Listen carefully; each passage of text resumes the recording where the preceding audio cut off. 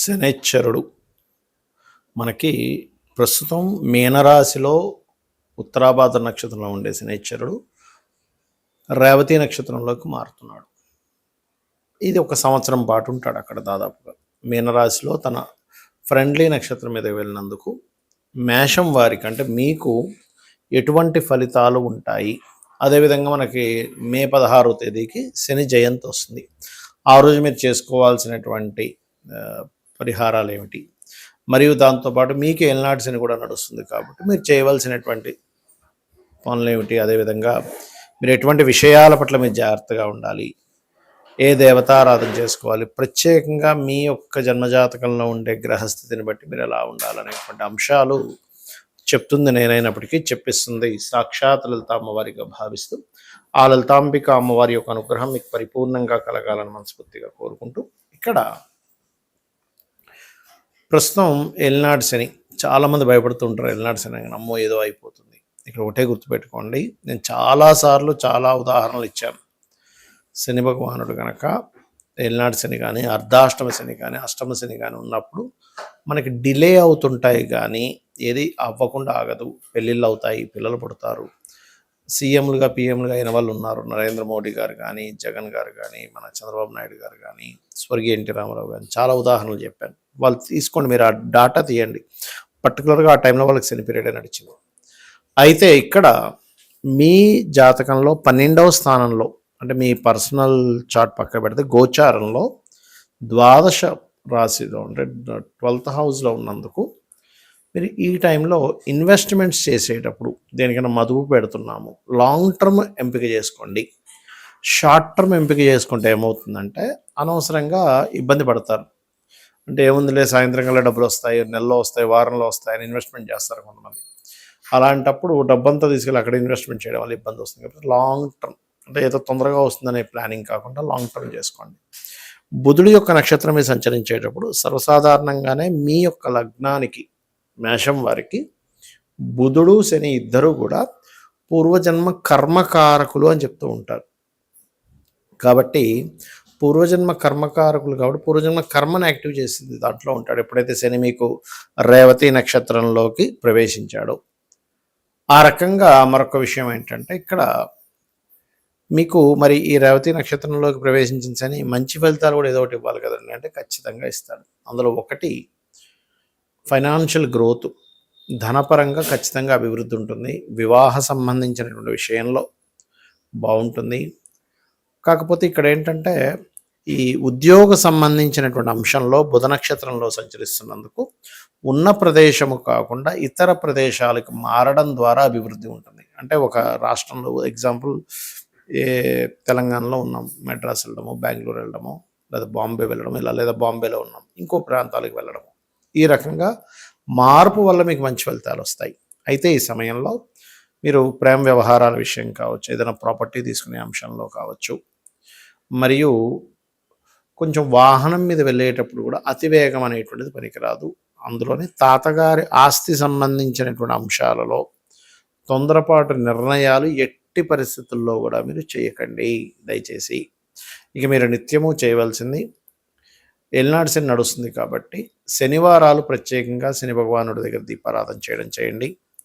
మరియు అదేవిధంగా పంచమ స్థానంలో మీకు కేతు ఉన్నాడు కాబట్టి గణపతి యొక్క ఆరాధన ఎక్కువగా చేయండి. మీరు ఎంత గణపతి ఆరాధన, సూర్య నమస్కారాలు, ప్రత్యేకంగా ఎల్నాడు శని నడిచేటప్పుడు సూర్య నమస్కారాలు చేస్తూ ఉంటే దాని యొక్క ప్రభావం 1% కూడా మీ మీద ఉండదు, గుర్తుపెట్టుకోండి. ఇది చేయండి. మరియు ఇక్కడ మరొక విషయం ఏంటంటే బుధుడు యొక్క నక్షత్రంలో శని భగవానుడు సంచారం కాబట్టి గోశాలకు వెళ్ళి గోవులకి మీరు సేవ అంటే వాటికి బెల్లము తినిపించడము, వాటికి కొంచెం వాష్ చేసే ప్రక్రియ ఉంటే కనుక వాటికి స్నానం చేయించడము, నీరు పెట్టడము, అందులో ముఖ్యంగా గోంగూర, ఎందుకంటే బుధుడు ఆకుకూరలకు కారకుడు కాబట్టి గోంగూర తినిపించడం చేయండి. అన్ని విధాలా బాగుంటుంది. మిథునం వారికి కనుక చూసుకున్నట్లయితే మీకు మీ యొక్క లగ్న చతుర్థాధిపతి అయినటువంటి బుధుడు యొక్క నక్షత్రం మీదే శని యొక్క సంచారం జరుగుతుంది. ఒక సంవత్సరం పాటు ఉంటుంది, గుర్తుపెట్టుకోండి. వచ్చే సంవత్సరం మే వరకు ఉంటుంది, 2027. అయితే ఈ సంచారం మూలంగా మీకు కలిగేటువంటి ఫలితాలు ఏమిటి, ఏ దేవతారాధన చేసుకోవాలి, ఎటువంటి విషయాల్లో మీకు బాగా కలిసి వస్తుంది, అనేటువంటి అంశాలు చెప్తుంది. నేనైనప్పటికీ చెప్పిస్తుంది సాక్షాత్ లలిత అమ్మవారిగా భావిస్తూ ఆ లలితాంబిక అమ్మవారి యొక్క అనుగ్రహం మీకు పరిపూర్ణంగా కలగాలని మనస్ఫూర్తి కోరుకుంటూ, శని ఎప్పుడైతే బుధుడి యొక్క నక్షత్రంలో ఉన్నాడో ఇది వర్క్ ఫ్రమ్ హోమ్ అంటూ ఉంటాం. అంటే ఇంటి నుండే అన్ని పనులు చేసుకోవడం, ఇంట్లో ఉండే ఉద్యోగం చేసేటువంటివి. అలాగే ఏదైనా కోర్సు చేయడము, ఆ కోర్సు చేయడం ద్వారా మీ ఉద్యోగ అభివృద్ధి చేసుకోవడం. ఇవాళ రేపు చూడండి అందరూ కూడా ఏఐ నేర్చుకునే దాని మీదకి వెళ్తున్నారు. ఎందుకు అంటే ఫ్యూచర్లో ఏఐ రాకపోతే చాలా ఇబ్బంది పడతాము అనేటువంటి దాంట్లో. అలా కొత్త కోర్సెస్ చేయడానికి, ఏదైనా భూమి కొనుగోలు చేయడానికి, ఏదైనా వాహనం కొనుగోలు చేయడానికి, ఏదైనా కొత్తగా వ్యాపార సంబంధించిన సంస్థలు నిర్మాణం చేసుకోవడానికి ఇప్పుడు ఈ శని మీకు ఈ ఫలితాలను ఇస్తాడు. మరి ధనం విషయంలో మధ్యవర్తిత్వంగా ఉండే విషయంలో, అందులో పర్టికులర్గా అప్పు, మీరెవరికో అప్పుగా ఇప్పిస్తే మీకు కొంత కమిషన్ వస్తుంది అనేటువంటి దాంట్లో ముందుకు వెళ్తాం ఒక్కోసారి మనకు తెలియకుండా. అది కొన్ని మనకు ఉండే అవసరాలు అనుకోండి, మరొక కారణం చేత. అటువంటి విషయాల పట్ల ఖచ్చితంగా జాగ్రత్తగా ఉండాలి, గుర్తుపెట్టుకోండి. పిహెచ్డీస్ చేస్తుంటారు కొంతమంది, రీసెర్చ్ ఓరియంటెడ్ రిలేటెడ్ సంబంధించినవి. అటువంటి వాటికి కూడా శని బుధ నక్షత్రంలో ఉన్నప్పుడు ఖచ్చితంగా ఫలితాన్ని ఇస్తాడు. అంటే ఇక్కడ మీకు విద్యా సంబంధించిన విషయంలో ఇస్తున్నాడు, ఉద్యోగ సంబంధించిన విషయంలో మంచి ప్రోగ్రెస్ జరగనుంది, ప్రాపర్టీ కొనుగోలు చేసుకునే విషయంలో మంచి ప్రోగ్రెస్ ఉంది. ప్రధానంగా రైతులకి, రియల్ ఎస్టేట్ రంగాల వారికి ఖచ్చితంగా ఇక్కడ మీకు అభివృద్ధి వైపు వెళ్ళనుంది మీ యొక్క ఆలోచన విధానం కానివ్వండి, ఏదైనా కానివ్వండి. అయితే దశమ స్థానంలో శని ఉన్నప్పుడు ఏంటంటే సర్వసాధారణంగా ఉద్యోగ సంబంధించినటువంటి విషయంలో స్ట్రెస్ ఉంటుంది ఒకవైపు, మరొక వైపు ఏంటంటే ఈ స్లో మూమెంట్ కూడా ఉంటుంది. కాకపోతే ఇక్కడ పాజిటివ్ ఫలితం ఏమిటి అంటే ఉద్యోగ అవకాశాలు ఖచ్చితంగా వస్తాయి. ఆ ఖచ్చితంగా రావడం, దానిలో మీరు అభివృద్ధి పరచుకోవడానికి చేసేటువంటి ప్రయత్నాలు ఇవన్నీ కూడా పనిచేస్తాయి. ఇక మీరు నిత్యము చేయవలసింది లలిత అమ్మవారి యొక్క స్తోత్ర పఠనం చేయండి. ఎంత మీరు లలిత అమ్మవారి ఆరాధన చేస్తే అన్ని విధాలా బాగుంటుంది. అయితే ఈ శని జయంతి వస్తున్నందుకు అంటే మీ యొక్క రాశి నుంచి కానీ లగ్నం నుంచి కానీ శని భగవానుడు ఎక్కడ ఉంటే ఎటువంటివి చేయాలనేటువంటిది ఉంటుంది ఆ రోజు, శని జయంతి రోజు. ఉదాహరణకి మీకు లగ్నంలో ఉన్నాడు, ఎన్ని రాశి లగ్నంలో ఉన్నాడు అనుకోండి, అప్పుడు మీరు చేయవలసింది ఏమిటి శని జయంతి రోజు అని చెప్పి చూసుకున్నట్లయితే, ఒంటికి ఎప్పుడైనా గుర్తుపెట్టుకోండి, మీకనే కాదు ఏలినాడు శని, అర్ధాష్టమ శని, అష్టమ శని నడుస్తున్నప్పటికీ, లేదా శని మహాదశ నడుస్తున్నా ఒక విషయం గుర్తుపెట్టుకోవాల్సింది ఏంటంటే, శనివారం నాడు నువ్వుల నూనె చక్కగా ఒంటికి రాసుకొని మీరు స్నానం చేయండి. అభ్యంగ స్నానం అంటారు. అలా చేసినట్లయితే ఏలినాడు శని, అర్ధాష్టమ శని, అష్టమ శని ప్రభావం తగ్గుతుంది. మీరు 16వ తేదీ మే రోజు శని జయంతి రోజు అది ఖచ్చితంగా చేయాలి. ఇంకొక విషయం ఏంటంటే, మీకు లగ్నంలో శని ఉన్నప్పుడు ఫస్ట్ బద్ధకించడం ద్వారా మనిషి ఇబ్బంది పడతాడు. బద్ధకం ద్వారానే అన్నీ కోల్పోతూ ఉంటాడు. ఇది ప్రధానంగా మీరు మార్చుకోవాలి. ఇక రెండవది, ధనస్థానంలో ఉంటాడు శని. కొంతమందికి అందరూ భయపడతారు, అమ్మో ధనస్థానంలో ఉన్నాడండి. మీ లగ్నానికి శుభుడైతే కనుక ధనస్థానంలో ఉన్నా మంచిదే. ఇంకా వాళ్ళకు ఆయిల్స్, ఐరన్ ద్వారా ధనయోగం కలుగుతుంది.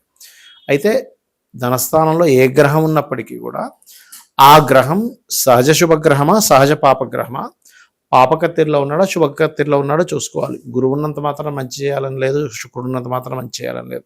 అది ఎలా ఉంది, కండిషన్ ఈజ్ మోస్ట్ ఇంపార్టెంట్.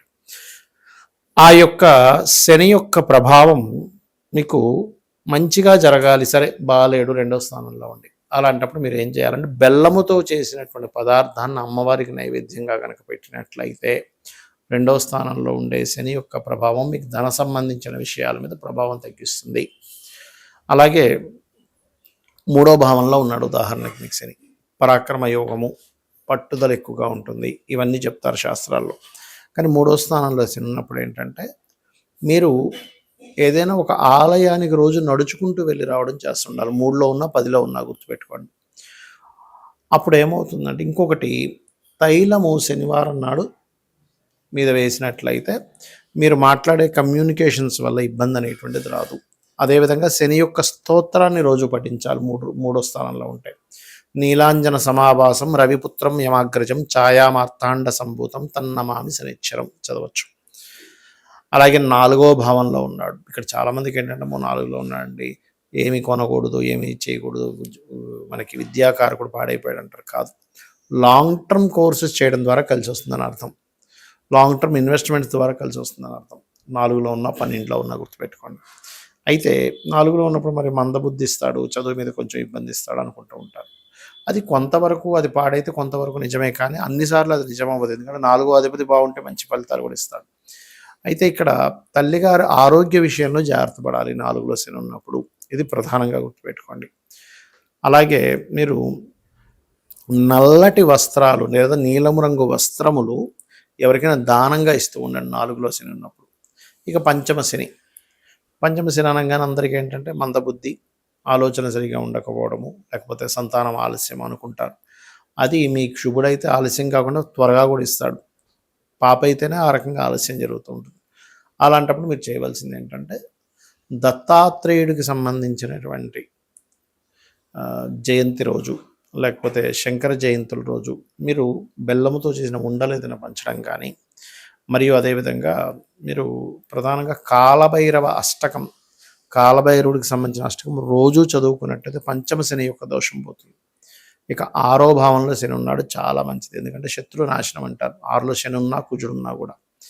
కాకపోతే మరి ఈ 6లో ఉన్నాడు కదండి, దీర్ఘరోగాలు ఏమైనా ఇస్తాడా అంటే మీరు యోగా చేయడం ద్వారా, మీరు ఫిట్నెస్ ఎక్కువ మెయింటైన్ చేయడం ద్వారా 6వ శని ప్రభావం తగ్గుతుంది. ఇక్కడ 7వ భావంలో శని. ఇక్కడ మీరు అర్థం చేసుకోవాల్సింది ఏంటంటే 6లో ఉన్నాడు, 7లో ఉన్నాడు, 8లో ఉన్నాడా ఒక ఎత్తు అయితే, మీకు ఏ లగ్నమై ఉన్నాడు అనేటువంటిది అక్కడ బెనిఫిట్ ఎక్కువ చేస్తాడు, ఒక్కోసారి బెనిఫిట్స్ తక్కువ చేస్తాడు. అట్లా సప్తమ స్థానంలో శని ఉన్నాడు. మీరు సప్తమ స్థానంలో శని ఉన్నప్పుడు మీకు మహాదశలు అంతర్దశల్లో శని భగవానుడు వచ్చినప్పుడు మాత్రం అప్పుడు కొంచెం మీరు ఆరోగ్యం మీద చేంజ్ ఉంటుంది. ఆ టైంలో మీరు ప్లేస్ చేంజ్ అయితే చాలా మంచిది. ఇంట్లో ఉండకుండా బయట ఎక్కువగా ఉంటే చాలా మంచిది 7లో శని ఉన్నప్పుడు. ఇక అష్టమ శని దీర్ఘాయుష్యనిస్తాడు, చాలా కాలం బతుకుతారు అష్టమ శని ఉండేటువంటి వాళ్ళు. కాబట్టి డోంట్ వరీ. కాకపోతే ఈ కుండలిని యోగం లాంటి సాధనలు చేయాలి అష్టమ శని ఉన్నప్పుడు. ఇక భాగ్యస్థానంలో శని ఉన్నప్పుడు మీరు గురువుని నిందించడం చేయకూడదు. అది మరింత కర్మను మూటగట్టుకున్న వాళ్ళు అవుతారు. క్షేత్ర దర్శనాలు ఎక్కువగా చేస్తూ ఉండండి, శివాలయాలకు ఎక్కువగా వెళ్తూ ఉండండి, కాలభైరవ క్షేత్రాలకు ఎక్కువగా వెళ్తూ ఉండండి, వారాహి అమ్మవారి క్షేత్రాలకు ఎక్కువగా వెళ్తూ ఉండండి. భాగ్యస్థానంలో ఉండేటువంటి శని యొక్క ప్రభావం తగ్గుతుంది. ఇక దశమ స్థానంలో శని ఉన్నాడండి, కెరియర్లో మాకు మంచి అసలు ఎక్కడ ఇబ్బంది అవుతుంది, ఎక్కడ మేము ఎదగలేకపోతున్నాం అన్నప్పుడు ఓం మాణిక్య మకుటాకార జానుద్వయ విరాజితాయే నమః అనే మంత్రం చేయండి, ఖచ్చితంగా బాగుంటుంది. ఇక లాభస్థాన శని చాలా మంచిది, అన్ని రకాల లాభాలు ఇస్తాడంటూ ఉంటారు. కాకపోతే ఆ లాభాలు రావడం స్లో అండ్ స్టడీగా వస్తూ ఉంటాయి, దీన్ని మీరు యాక్సెప్ట్ చేయగలగాలి. ఇక 12వ స్థానంలో శని ఉన్నప్పుడు ఏమవుతుందంటే సర్వసాధారణంగా కొంత అంటే మనిషి ఎంతో సంపాదిస్తాడు, ఎన్నో చేస్తూ ఉంటాడు, ఎన్నో డబ్బులు సంపాదిస్తాడు, కానీ సుఖం అనేటువంటిది ఉండదు 12లో శని ఉన్నప్పుడు. అంటే హ్యాపీనెస్ అనేది తక్కువగా ఉంటూ ఉంటుంది. ఆ మహాదశలు నడిచేటప్పుడు కొంచెం ఏంటోనండి సుఖపడలేకపోతున్నాము, చాలా డబ్బులు సంపాదిస్తున్నాం కానీ హ్యాపీనెస్ లేదంటారు, చాలా సంపాదిస్తున్నాం కంఫర్ట్ లేదంటూ ఉంటారు. ఎందుకంటే ఇక్కడ మీకు ఈ ఈ కంఫర్ట్నెస్ని తగ్గిస్తూ ఉంటాడు, దాన్ని మీరు యాక్సెప్ట్ చేయగలగాలి. సేవలు ఎక్కువగా చేయాలి 12లో శని ఉన్నప్పుడు. అంటే ఒక వృద్ధాశ్రమానికి వెళ్ళాము అక్కడ ఏదైనా సేవ చేయడం, లేకపోతే అనాథాశ్రమానికి వెళ్ళాము అక్కడ ఏదైనా సేవ చేయడం, గోశాలకు వెళ్ళాము అక్కడ ఏదైనా సేవ చేయడం, ఒక హాస్పిటల్కి వెళ్ళాము అక్కడున్న వాళ్ళకి ఏదైనా పంచిపెట్టడం. మీరు ఎంత సేవలు చేస్తూ ఉంటే 12లో శని ఉన్నప్పుడు అంత బాగుంటుంది. లాంగ్ టర్మ్ ఇన్వెస్ట్మెంట్స్ ఎక్కువగా చేస్తూ ఉండండి. బెల్లముతో చేసినటువంటి పదార్థాన్ని ఏదైనా పంచి పెడుతూ ఉండండి, చిన్నపిల్లలకు కావచ్చు, వృద్ధులకు కావచ్చు, వీళ్ళకి ఖచ్చితంగా దాని యొక్క ప్రభావం అనేటువంటి తగ్గుతుంది. ఇక శని జయంతి రోజు 16వ తేదీ మే రోజు మీరు శనీశ్వరుడికి తైలాభిషేకము, నువ్వులు దానంగా ఇవ్వడము, గోసేవ చేయడము, ఇవి ప్రధానంగా చేయాలి. శని డిసిప్లైన్ కారకుడు, ధర్మబద్ధంగా ఉండడానికి కారకుడు. కాబట్టి ధర్మబద్ధంగా కనుక మీరు జీవించినట్లయితే శని యొక్క ప్రభావం పూర్తిగా పాజిటివ్గా ఉంటుంది. శ్రీమాత్రే నమః.